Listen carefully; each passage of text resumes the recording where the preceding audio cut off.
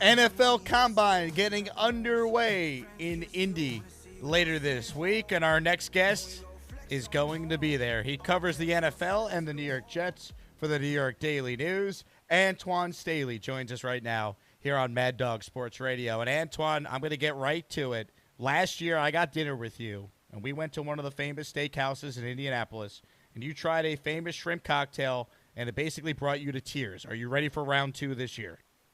Oh, yeah, definitely. Like, you had to redeem myself after last year, so I feel like we're all gonna have to do dinner again. Maybe on Wednesday we do it. Let's do it. I'm excited for that, man. And look, this is a really fascinating combine because I was just talking about it in my last segment. You know, Tennessee with that number one pick, they could go quarterback. They could trade out. There could be teams desperate for a quarterback that want to come up. You know, you look at the Tennessee Titans and the Browns at 1 and 2 going into this week. What's your feel on how the top of the draft could play out?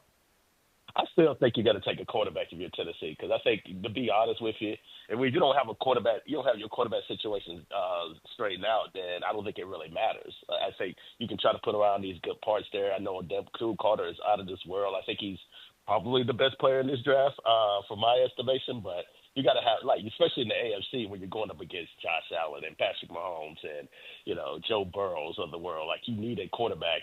Otherwise, like, you're going to be a team that's either out of the playoffs or a quicker that's pretty much exposed. So, yeah, it's be interesting to see just, you know, what the teams are talking about there. I know it's been a lot of, you know, rumors with the Jets, you know, potentially moving up, but I just don't see them moving up that far to get a quarterback. Now, if it happened to slip, one of them slips at 3 or 4, then I think that's a different conversation for sure. Hey, what's your take when you look at these quarterbacks, Antoine? We keep hearing it's Ward or Shador. Do you have a preference? And then, you know, who's the third guy? Is that third guy going to be able to crack the first round when it's all said and done? I think so. I'll start there. I mean, you know, there's been a lot of talk about Jackson Dart. He had a great Senior Bowl there. People thought he was, you know, special there. I think he's got to only, you know, increase his stop there. I think he does definitely comes from some instance there, just some up and down, and even play at times at Ole Miss. And there also, they don't run a typical pro-style offense there.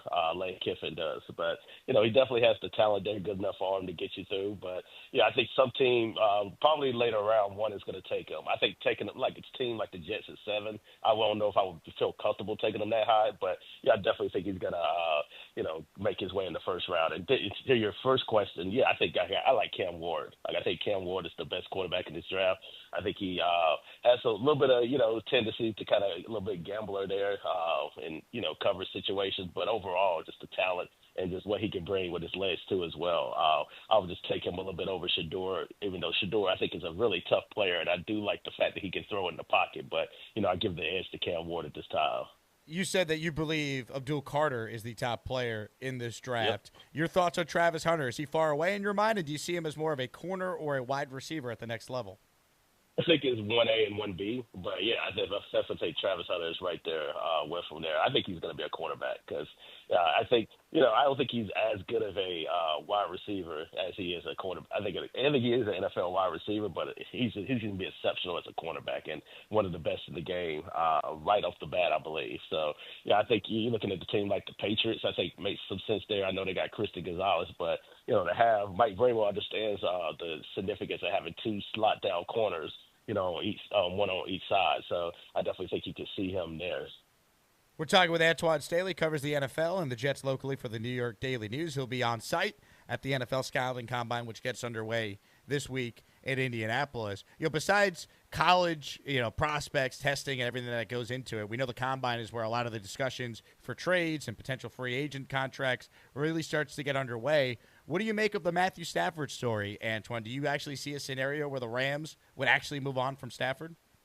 It seems like that's we're trending in that direction, which is just puzzling to me. I thought Stafford had a, you know, really good, especially end of the season last year, and still definitely one of the best quarterbacks in football. And, you know, I understand it from salary purposes there. I know the Rams need to shed some cap there, but, you know, to move off a guy that's still one of the best in his positions, It's very stunning to me. But yeah, it seems like they're moving in that direction there, and I'm curious to see like what it's going to take to make the trade that make happen. I mean, they might end up in the end just keeping them because the Rams might ask for a whole lot, but. I would definitely be interested in a guy that still could sling it there. I think Stafford has at least another 2 or 3 good years left in him, and like I say, it's just puzzling to see why the Rams are deciding to move off him probably a couple of years too early. All right, you knew I was going to ask you about Aaron Rodgers at some point, so we talked about Stafford. With Rodgers, I'm surprised it took you this long. You know me. Your thoughts on Rodgers' future? Is there a team out there that you think is ultimately going to sign Aaron Rodgers? I'm not sure. I mean, yeah, I think the Steelers would make a lot of sense there. It's been, I've heard different things. I've heard, they may not be interested. I've heard they might be interested. But yeah, I think that would make them the most logical spot there. I know some people have brought up Tennessee, including myself, but now that they have the number 1 pick, I think, assuming they're going to take Cam Ward, I don't think that necessarily makes a lot of sense there. I know some people also kind of linking Minnesota too. That might be an option, but I think Aaron wants to start. I think he wants to go into a situation where it's like, yeah, I'm going to be the starter, not that I have to compete for for a starting job. And beyond that, I just don't know if a lot of other places make sense. Maybe the Raiders, but it seems like they're trending towards going after Sam Darnold. What do the Jets do at quarterback, right? If they're moving on from Rodgers, we know they have Tyrod Taylor under contract. You said before you don't see them trading up for a guy like Cam Ward or Shedeur Sanders, to be that aggressive in the draft. Your thoughts on their potential options at QB? Well, obviously, I think they're going to need a veteran anyway, another veteran other than Tyrod if you want him to play because we already know his injury history, which is well documented there, whether it be with the Giants or the Chargers or whatever the case may be. So I think, going to get a veteran, some people talked about Justin Fields there. I think that makes a lot of sense there. Also, the kind of leaning more into their running game with Breece Hall, who I think has been very underutilized the last couple of years, too, to get him some carries, to get him some touches, to get him over that 1,000-yard threshold that's been, eluding him there. So I think that makes some sense there. You talked about Jackson Dart. I think, if they don't go that route, then I definitely think, them possibly sneaking back into the first round, sort of what they did in 22 when they took Jermaine Johnson to maybe go get a guy like Jackson Dart at like 25 or something like that. I think that would make a lot of sense, too. So I definitely can see that scenario playing out as well. Is the decision to move off of Rodgers salary cap related, culture related, football related? When ultimately Aaron Glenn and Darren Mougey speak this week and they're asked questions about it, what do you think they're going to fall back on as the biggest reason why Aaron Rodgers is not going to be the Jet quarterback this upcoming season? I don't think they're going to exactly tell us why. I think they'll dance around the question a little bit there. But, basically I think, they just wanted to go in a different direction. I think that's kind of what they're going to say. They wanted to go in a different direction there. They maybe want to get younger at the quarterback position, which is understandable. Considering Rodgers' age, he will be 42 in December. So, and definitely seem like he's on a decline there. I don't think they're going to necessarily tell you that they believe Aaron Rodgers' best days are behind them, which, I think they are. But I also think that he is still a starting quarterback in this league. It's just a matter of, a team giving him an opportunity. But, yeah, I don't think we'll get the entire truth there, at least not in the press conference. But I definitely think they'll say, they just need to move in a different direction.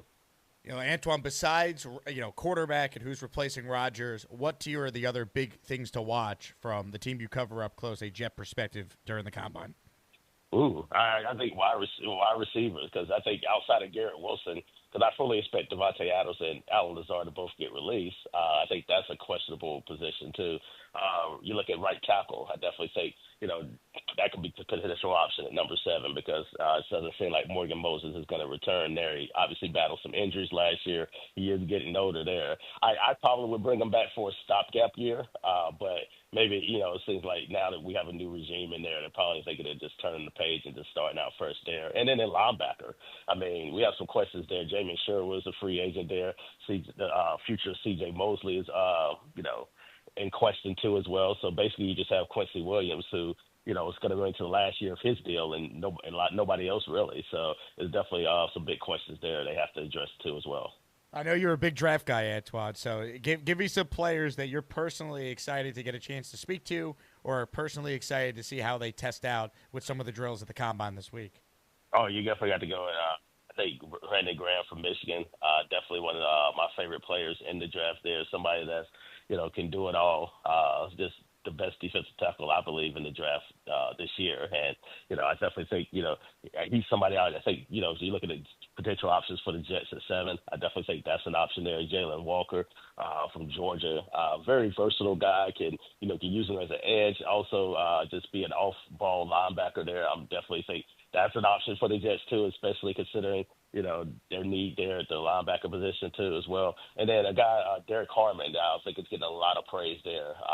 I was talking to a friend of mine the other day, just kind of compared him to John Myers just because of his versatility.